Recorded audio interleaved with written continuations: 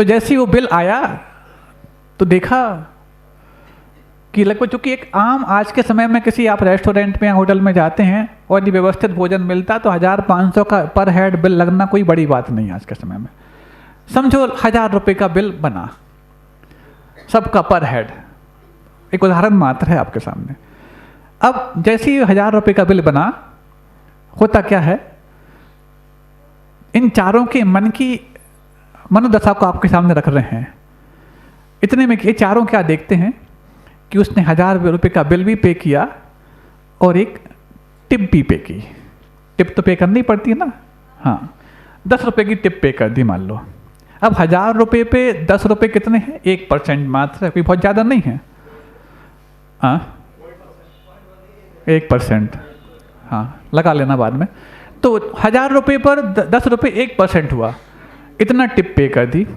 अब इन चारों में एक ने तो 10 रुपये टिप पे कर दी, लेकिन बिना मन के की। अरे वैसे 1000 रुपये बहुत ज़्यादा थे, ज़रूरी तो नहीं है कि हम 10 रुपये दें, क्योंकि 1000 रुपये देना हमारी जिम्मेवारी है, लेकिन 10 रुपये देना कोई ज़रूरी नहीं है। लेकिन सोचता है कोई बात नहीं, सब दे रहे हैं, दे तो दो, बिना मन के दी। दूसरा सोचता है सब दे रहे हैं तो सबको देते हुए मैं दिख तो जाऊं कि मैंने भी दिया है, लेकिन किसने देखा कि मैं 10 देता कि 5 देता, तो उसने 5 रुपये दे दिए। ठीक है। तीसरा सोचता है अरे होंगे, मुझे कौन दोनों बार बार यहाँ पर आना है, और आना भी हो तो क्या फ़र्क पड़ता है, मैं होटल का बिल तो पूरा चुका रहा हूँ ना। 1000 रुपये मात्र देता है, कुछ भी नहीं देता उसके बाद टिप के रूप में। और चौथा सोचता है 1000 रुपये दिए, उस 1000 रुपये के बाद उसने 10 की बजाय 11 रुपये की टिप दी। सुन रहे हैं आप लोग? अब ये चारों के चारों, सुनो तो अभी क्या हो गया, ये चारों के चारों, इन चार में जो चौथा वाला था जिसने 10 की बजाय 11 रुपये की टिप दी, वो चौथा वाला उसको सालों तक कभी होटल में जाने का मौका आता ही नहीं। और ये जो 3 हैं, इनकी मजबूरी है कि इनको भोजन से वहीं मिलता है। रोज जाते हैं, रोज या तो टिप देते हैं या नहीं देते हैं, लेकिन इन तीनों के मनोभाव को आप पकड़िए, इन तीनों ने कुछ ना कुछ बचाया है। एक ने पूरे 10 बचाए, एक ने 5 बचाए, और एक ने 10 दे करके मन बचाया। लेकिन जो चौथा था उसने 10 की बजाय 1 ज़्यादा दिया। और ये सालों, 1 साल तक लगातार वहाँ जाएंगे, लेकिन कभी भी उस बेटर से बहुत बड़ा कोई काम नहीं करा पाएंगे।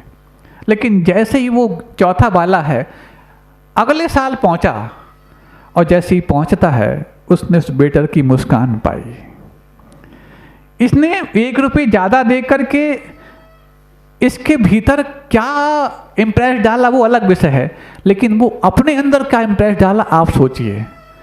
वो उसी रॉब रुतबे के साथ वहाँ पर एंटर होगा जिस रुतबे के साथ 1 साल पहले गया था, और 1 साल बाद भी उस 1 रुपये की कीमत के कारण उस बेटर की परिचय की मुस्कान पाया। क्यों? उसने एक्सेस पे किया था। जब भी एप्रोप्रिएट पे करने की बात आए और हम ना कर पा रहे हों तो कुछ एक्सेस पे करना सीख जाओ। और जैसे ही तुम एक्सेस पे करना सीखोगे, हमेशा आपका आत्मविश्वास भी कुछ अलग हटके दिखेगा और दूसरों पर प्रभाव भी आपका कुछ अलग हटके दिखेगा। और ये दोनों ही चीज़ें हैं जिनको बढ़ाने के लिए हम भरसक मेहनत करते हैं। बताओ, आज तुम्हारे लिए खाने लायक तो पर्याप्त है, लेकिन इसके बाद जो जोड़ा जा रहा है वो दिखाने के लिए जोड़ा जा रहा है।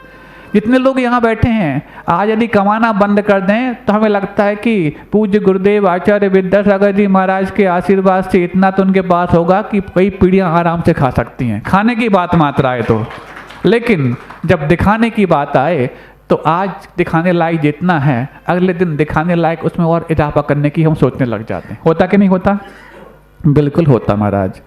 इसका मतलब है कि इसके बाद जो हम कर रहे हैं वो दिखाने के लिए कर रहे हैं। अब दिखाने यदि चाहते तो किसको?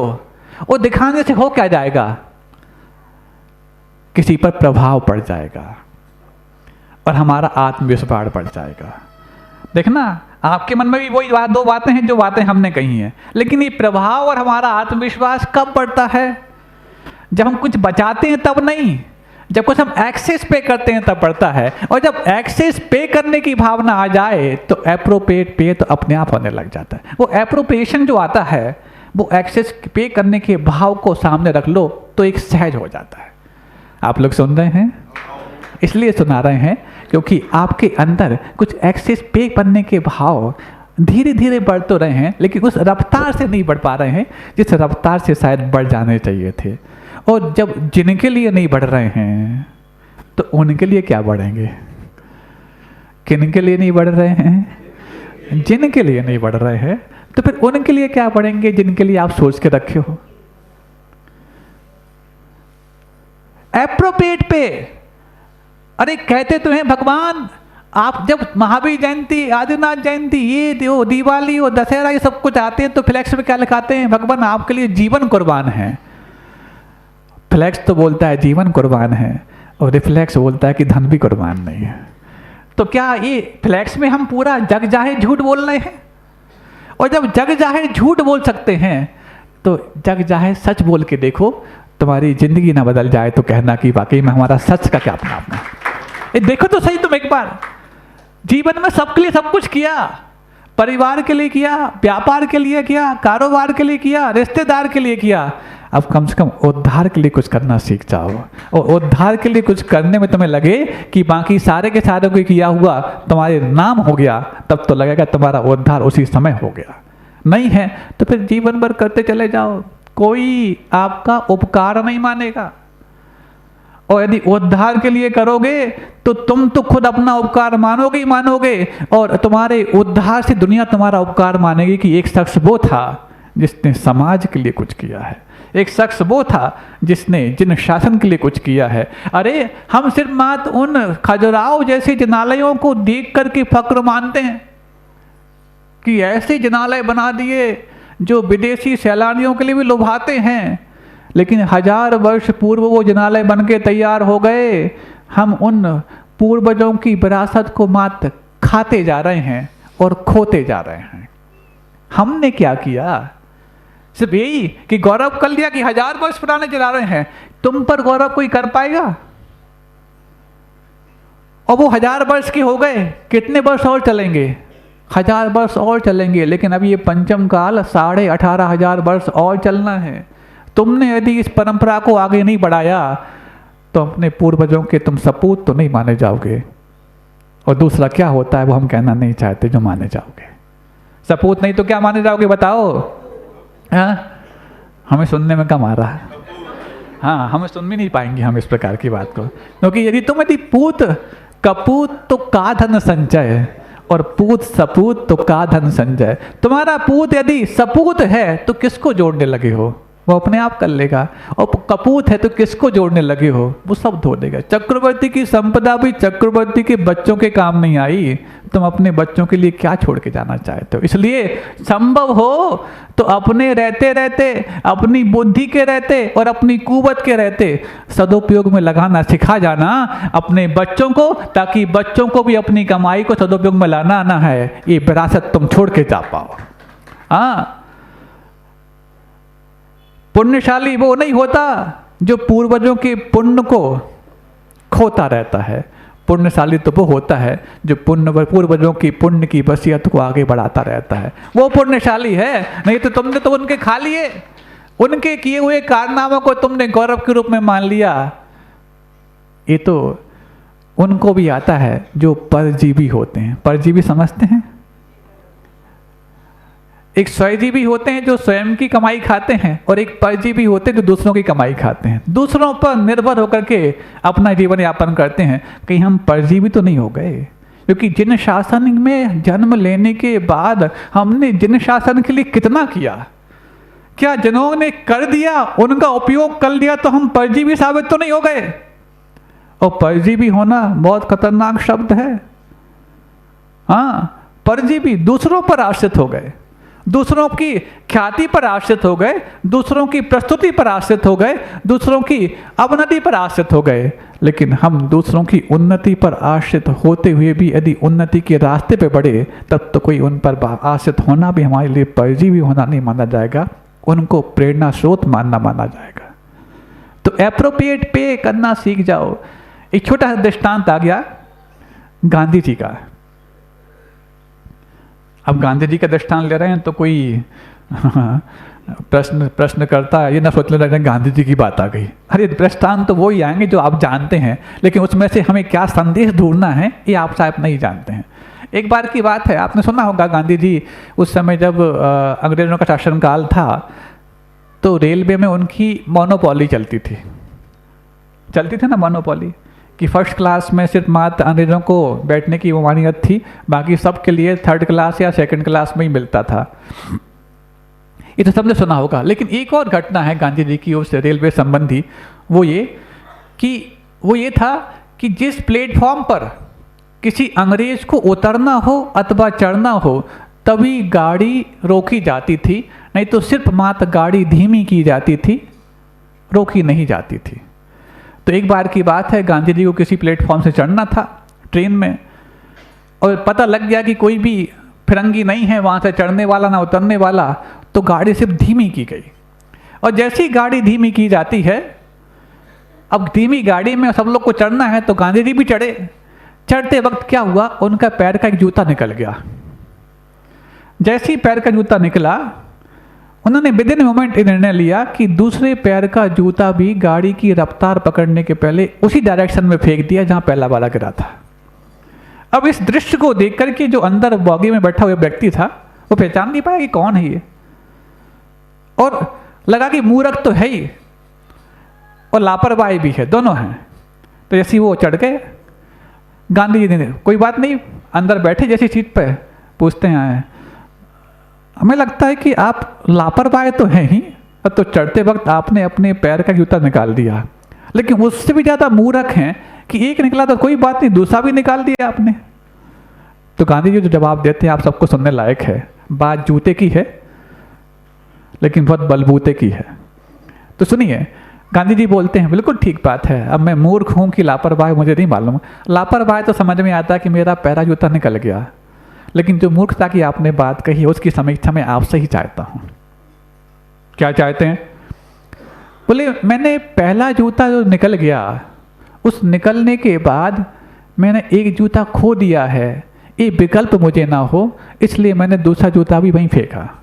और दूसरा, जिसको मेरा पहला वाला जूता मिलता, यदि मैंने थोड़ी देर बाद ही निर्णय लेता और जूता फेंकता भी तो उसको शायद दूसरा नहीं मिला है, इसका विकल्प हो जाता। इसलिए मैंने दोनों को निर्विकल्प करने के लिए विदिन मोमेंट निर्णय लिया है कि पहला भी जहाँ छूटा है वहीं दूसरा छोड़ देना चाहिए।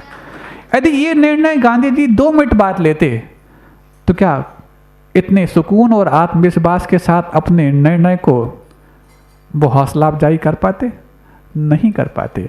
ऐसे ही जिस समय अवसर है उस समय तुमने यदि वो काम करके दिखा दिया तब तो ठीक है, लेकिन अवसर जाने के बाद तुम मान भी गए, और फिर जानने के बाद मानना ठीक ऐसा ही है कि even every correct decision is wrong when it was taken too late, कि हर वो सही निर्णय गलत साबित होता है जब वह देरी से लिया जाता है।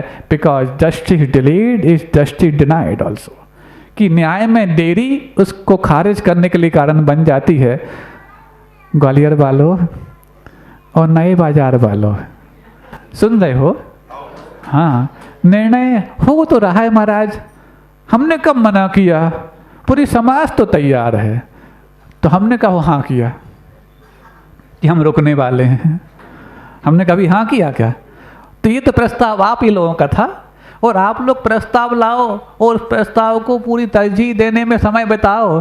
तो हमें लगता है गांधी जी अच्छे थे जो एक ही बार में निर्विकल्प हो गए, ना रहेगा बांस ना बजेगी बांसुरी, और यहाँ पर हाँ चल तो रहा है महाराज, और बीच बीच में हमारे सामने कुछ बातें लाई जा रही, महाराज अब एक प्रवचन यहाँ कराना है, एक प्रवचन यहाँ कराना है। हमने कहा सुनो, हमें लगता है समझदारी का पूरा ठेका आप ही लोगों ने ले रखा है क्या? थोड़ी बहुत गुरुदेव ने हम लोग को भी समझ आई है कि समझ कैसी चलानी है, इसलिए अब ज़्यादा समय नहीं है, और जो कम समय में अधिक समझ से काम करता है उसी को समाज कहा जाता है। नहीं है तो समाज और झुंड दोनों में समूह तो होता है लेकिन समझदारी नहीं होती। मनुष्य एक सामाजिक प्राणी है, जंगली प्राणी नहीं। महाराज कर तो रहे हैं, बहुत बड़ा काम कर रहे हैं, अभी अभी पंचकल्याणक निपटा, हो अभी हमने एक प्रॉपर्टी ली, हो अभी संत निवास बनाया, हो। ये सब कुछ होने के बावजूद भी जितने तुम अपने उस त्याग के बारे में महिमा मंडन करते हो, उतना तुम अपने पाप के बारे में महिमा मंडन करते हो क्या? कि कभी ये कहा कि मैंने कल भी कमाया था, आज ना कमाऊं? कल तुमसे हिंसा यदि हो गई हो तो एक आध दिन तो तुम्हारे मन में प्रभाव रहता है कि आज मैं उस प्रकार की हिंसा से बच जाऊं, लेकिन कल तुमसे परिग्रह कमा लिया गया हो, लेकिन 1 घंटे भी ये प्रभाव नहीं रहता कि मैं उस अगले 1 घंटे में उस परिग्रह को कमाने से बच पाऊं। क्या हिंसा और परिग्रह, इन दोनों के पाप में कोई अंतर है? बल्कि परिग्रह तो पाप का बाप कहा गया है। उस परिग्रह रूपी पाप के बाप के बारे में कभी इतनी महिमा मंडन करने की बात नहीं आती कि मैंने खूब कमाया, अब तो रुक जाऊं, अब तो रुक जाऊं। लेकिन जब थोड़ी बहुत उसको प्रायश्चित के रूप में दान करने की बात आती है, तो वर्षों पुराने दान को भी हम मान के साथ जीते हैं कि हमने देखो दिया तो था, उसी समय दिया था, तब तो अपने कमरे बन पाए थे पूरे पूरे। हो प्रायश्चित करने के बाद कभी पाप ना करो, तब तो प्रायश्चित सार्थक है, और प्रायश्चित कर लिया और पाप उससे डबल कर लिया तो प्रायश्चित भी खोखला हो जाता है। इसलिए दान को कुछ और नहीं कहा, परिग्रह रूपी पाप का प्रायश्चित कहा गया है। तो जैसे अन्य 4 पापों के प्रायश्चित करने के पश्चात हमें हल्कापन महसूस होता है और सर झुका करके समाज की मूल धारा में चलने का मौका मिल गया, ये सबब मिलता है, तो ऐसी दान को करने के बाद भी सोचना चाहिए कि दुनिया के सामने मेरा परिग्रह रूपी पाप हुआ था, तो दुनिया के सामने ही मेरा दान रूपी प्रायश्चित हो गया है। अब कम से कम मुझे मूल धारा में शामिल होने का मौका मिल गया है, तो मैं चुपचाप नमनीभूत होकर के शामिल हो पाऊँ, ये मेरे सौभाग्य की बात है। लेकिन ये आना बहुत कठिन है। इसीलिए ये जो 5 पाप हैं, इन 5 पापों के पहले जो 4 कषायें काम करती रहती हैं, इन 4 कषायों को समन करने के लिए पहले 5 पापों का त्याग कर दिया जाता है। ये कषायें तो रहेंगी उपरिल गुणस्थानों तक, लेकिन पाप समाप्त हो जाते हैं 6ठे गुणस्थान के पहले ही पहले। हाँ, 5म गुणस्थान तक एक देश है, तो 6ठे गुणस्थान में पूरा पापों का पहले त्याग करो, तब जाके कषायों को त्याग करने की यात्रा पूरी कर पाओगे। ये बात ठीक है कि 4 चौकड़ियां में से 3 चौकड़ी निकल गई, अनंतानुबंधी, अप्रत्याख्यानावरण और प्रत्याख्यानावरण, लेकिन संजुलन भी यदि है तो वो यूं ही नहीं जाने वाली, पहले सब कुछ छोड़ दो तब जाने वाली है। इसीलिए कुछ एक्सेस पे करना सीख जाओ। सुन रहे हो? षट कर्म के लिए कारण ना बन करके ठट कर्म के लिए कारण बन जाएं तो। ठट कर्म समझते हो? ये शब्द बुंदेलखंड का है। ठट कर्म कर रहे हो तुम, तो वो बना षट कर्म से, षट कर्म का खट कर्म, खट कर्म से ठट कर्म बन गया। मतलब जब वो षट कर्म जो भगवान आदिनाथ ने करने के लिए असी मसी कृषि विद्या वाणिज्य जो शिल्प ये करने का उपदेश दिया, लेकिन उस उपदेश का तुमने सदुपयोग नहीं किया, तो वो षटकर्मी ठट कर्म बन जाता है। अतः बताओ, असी मसी कृषि ये किसके लिए थे? जीवन निर्माण के लिए थे। निर्माण किसके लिए था? निर्माण की यात्रा कराने के लिए था। लेकिन वो निर्माण की यात्रा की बजाय संसार के निर्माण के लिए कारण बन जाए, तो वही षटकर्म तुम्हारा ठट कर्म बन जाता है। वही विद्या वाणिज्य जो शिल्प, वो विद्या जो तुम्हारे लिए सा विद्या या विमुक्त है, विद्या तो वही जो मुक्ति के लिए कारण बन जाए, लेकिन वो विद्या तुम्हारे बंधन के लिए कारण बन जाए तो ठट कर्म बन जाती है।